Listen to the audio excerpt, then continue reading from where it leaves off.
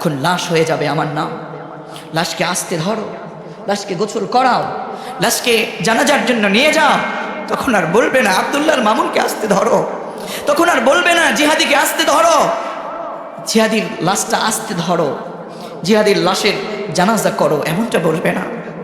মরদেহ বলবে, মরহুম বলবে, লাশ বলবে থাকবো না আমি। আমাদের একদিন চলে যেতে হবে, চলে যেতেই হবে, বেঁচে থাকার কোনো লাভ নেই যদি আপনি আমি আল্লাহর গোলামি করতে না পারি। কথা বলেন ঠিক কিনা? এই পৃথিবী থেকে আপনার আমার চলে যেতেই হবে, কথা স্মরণ করে দিয়ে মহান রব সূরাতুল মুলকের মধ্যে বলেছেন, আল্লাযী খালাকাল মাউতা ওয়াল হায়াতা লিয়াবলুয়াকুম আইয়ুকুম আহসানু আমালা ওয়া হুয়াল আজিজুল গফুর। জোরে বলুন আল্লাহু আকবার। রব্বুল আলামিন বলেন, গোলাম